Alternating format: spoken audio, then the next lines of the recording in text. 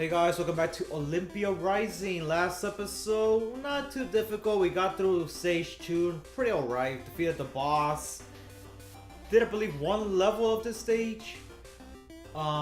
Very foresty. And talked about a bunch of perverted satyrs. Which, hopefully they don't destroy us. Now, on this episode, we'll see how far we can get to it. So I'm assuming this is where they start using poison.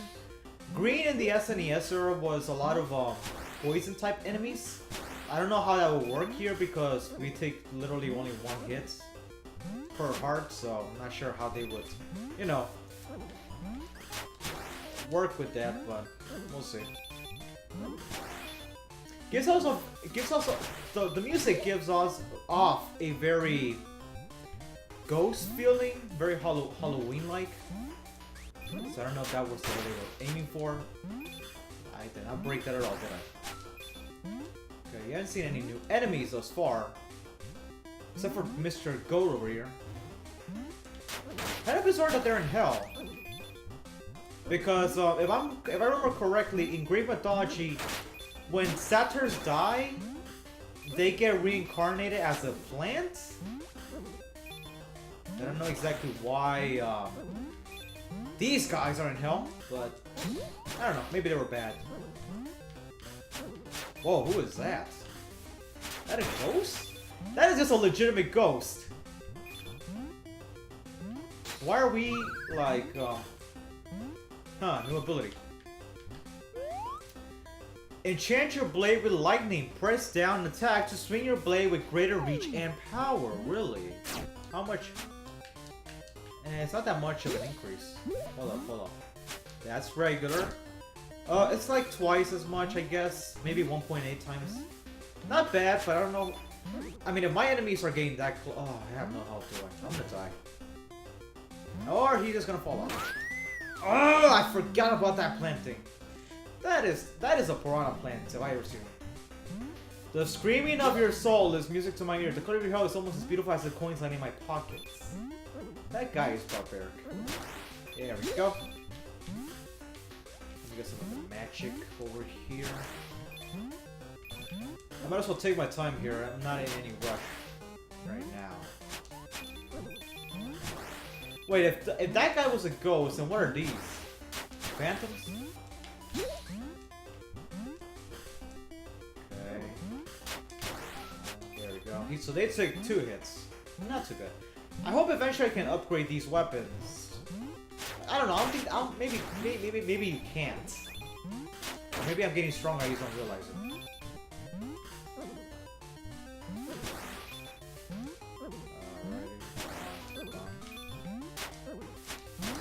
There we go. Okay. Give me that lightning blade, baby.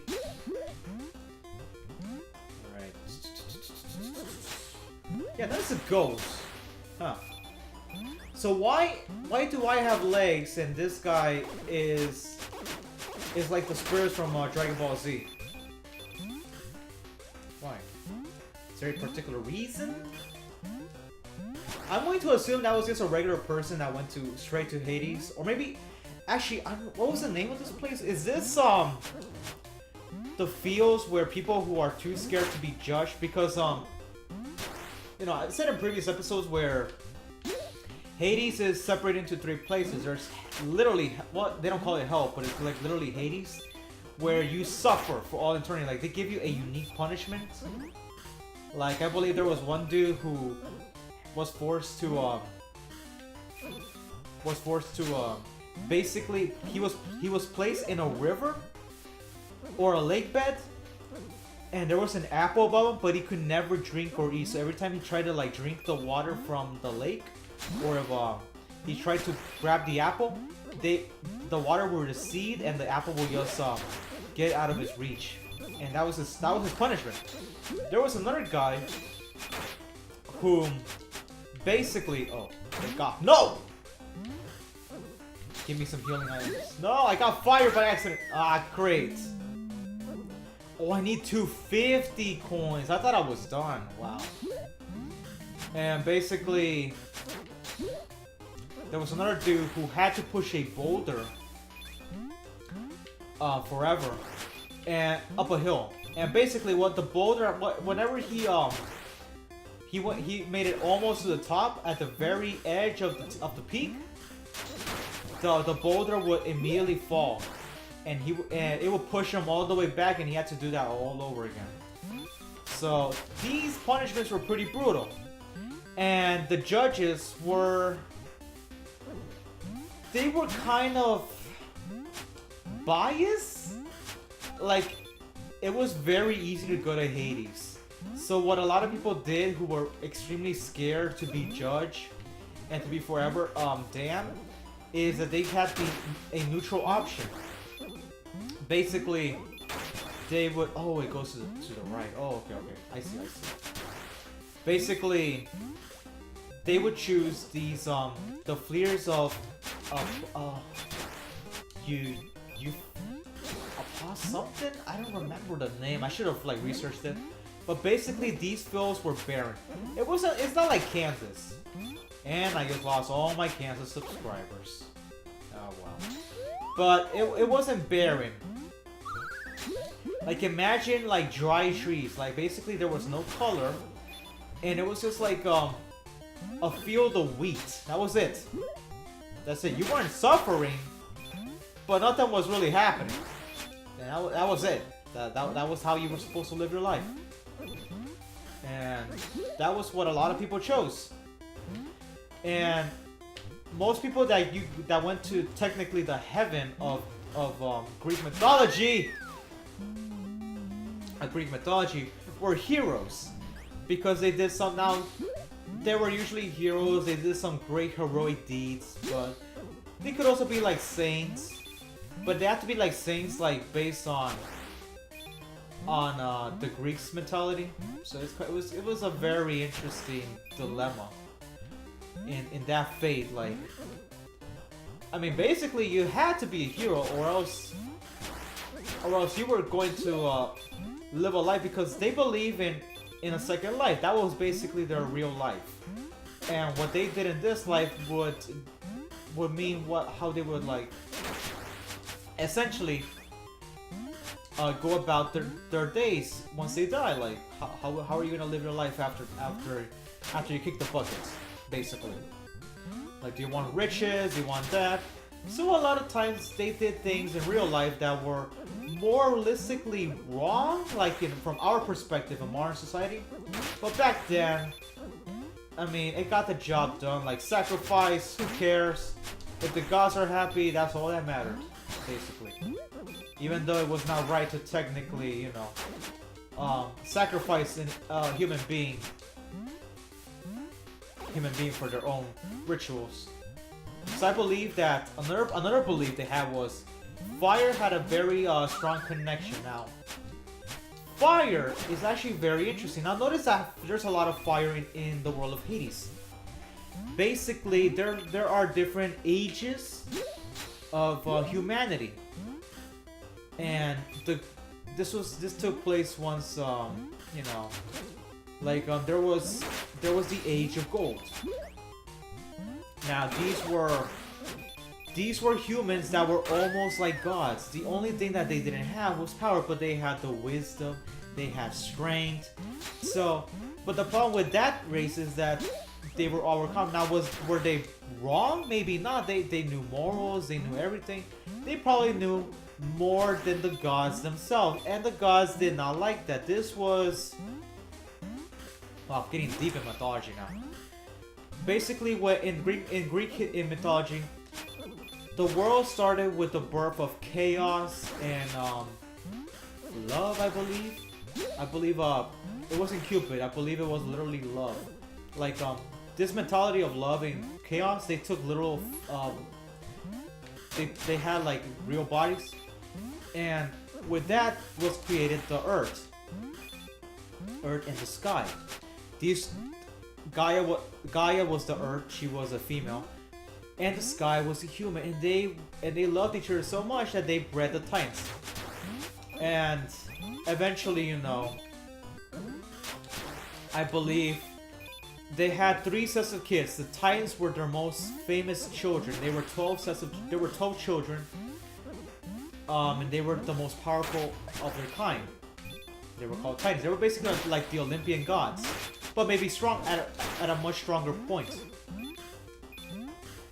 And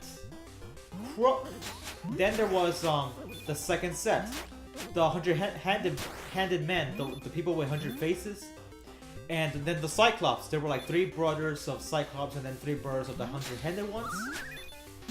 However, the bad thing about those 2 classes was the fact that they were physically ugly. So what did Kronos do?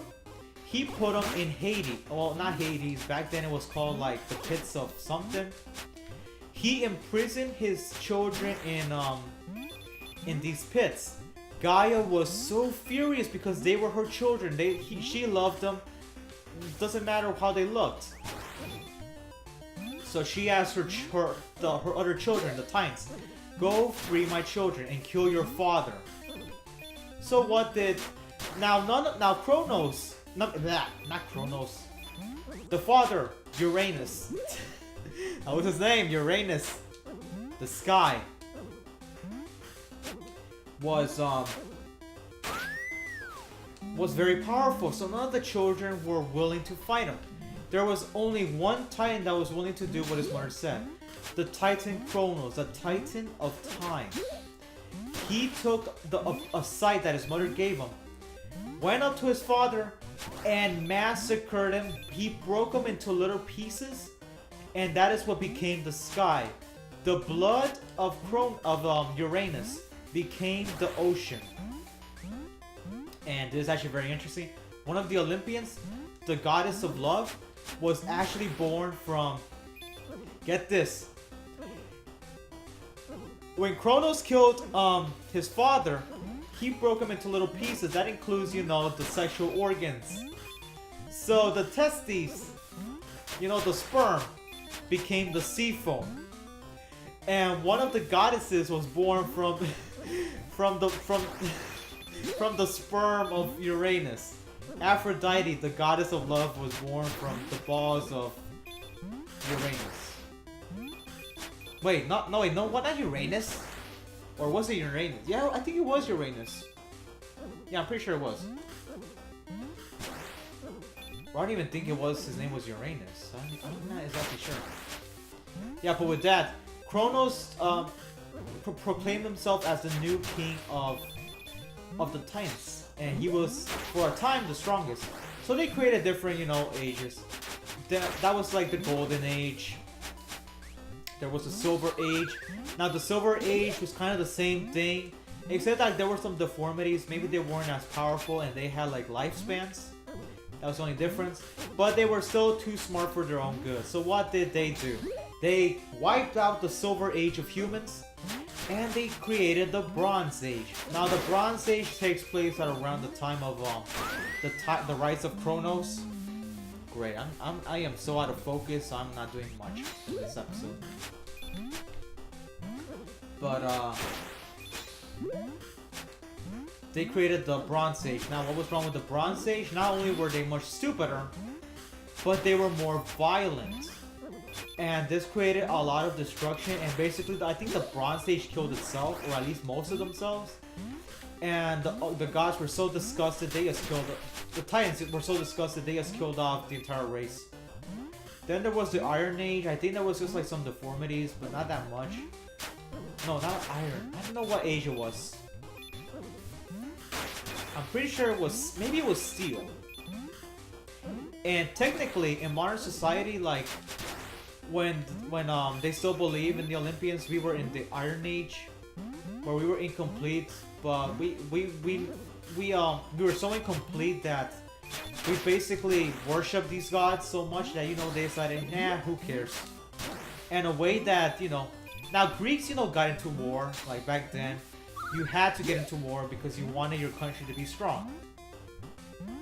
Well, the thing was that how do you know, I mean, basically each house or family, they worship like a specific, like they worship all the gods, but they have like a Patreon, like, oh, I worship this god more because he's gonna give me strength during the war, or Ares, the god of war. Obviously, you might want to worship to this guy because he's the god of war during the wartime. He might help you out a little bit more. Or what if you want to have some wisdom? Maybe think strategically. How are we gonna help the army defeat these guys? You might, you know, worship to Athena. Or hell, I'm a pretty boy and I just want to survive. I'm gonna worship to Aphrodite because she likes people that are beautiful, and she might keep me alive because yay, I'm gorgeous. So, you know, you had these different types. One way that you know. Oh no, how far am I falling? Whoops.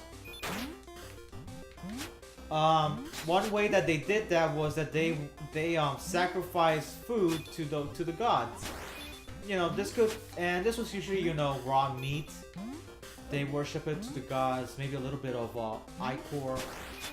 And I mean, these gods didn't actually eat what they were given, but it was a nice sentiment. So the gods were like, okay, thanks, I'm happy. And that was it. So if you see a lot of Greek, it was like a soap opera basically, and it was actually pretty interesting. But fire was actually not something that the gods gave to the humans, so that's probably why it's used as a medium to, you know, worship the gods. Now, you know, I was talking about the Titans. You know, Titans had children. They had other Titan kids that they were called Titans. One of them, I think it was Polyphemus. He basically, back then the gods did not give fire to the humans. This was a time when there was a lot of ignorance, there was a lot of starvation, a lot of suffering from the humans, and the gods didn't really care. I mean, why would you care about these guys? I mean, it's like us thinking about insects. Why would we care about insects? But Polyphemus, you know, he had a strong tie. Now, this was after the Time War.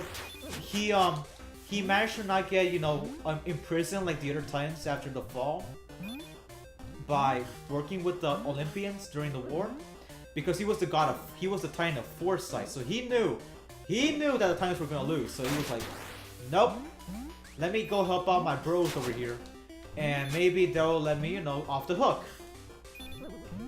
So they did. But he felt so bad for the humans that he stole some fire from the Olympians and gave it to the humans. And the current king, Zeus, who killed his father Kronos, was so enraged that he basically chained Polyphemus to a rock, and basically had an eagle every day come in and eat his organs out. And this wouldn't be so bad if you could at least die. Nope. What the dude did was make it so that his organs would heal. So every day, this hungry eagle would come and eat his organs out every single day for the rest of eternity. And I mean, that would have happened for the rest of eternity if it wasn't for the fact that Hercules, during his 12 labors, set him free. Because he thought that his suffering was long enough, and Polyphemus helped him out. Because he was such a soft dude. And, I mean, that was pretty much it. But fire back then was not a thing, and that's probably why they use it as a medium, because, you know, to show gratitude to the gods that, hey, even though they could technically take away fire, we'll let you keep it. Like, they didn't really give too much. It was just the fact that Polyphemus went out of his way to take something, like, fire was sacred for the Olympians. That was their thing. Where's the exit? Oh my goodness, I'm gonna die again, aren't I? Oh jeez. No, I found the exit at least. Oh, but I only have 1 health. Okay. Got a little bit more. Yes, 9 more coins. Hello. Ah! No! You son of a satire! Damn it. Damn it! I'm at a 20-minute mark. I'm sorry, guys. I failed this episode.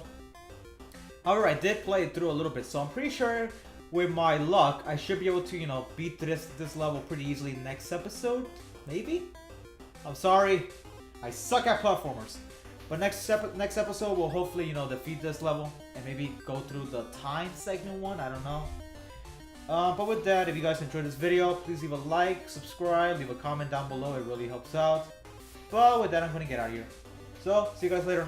Bye.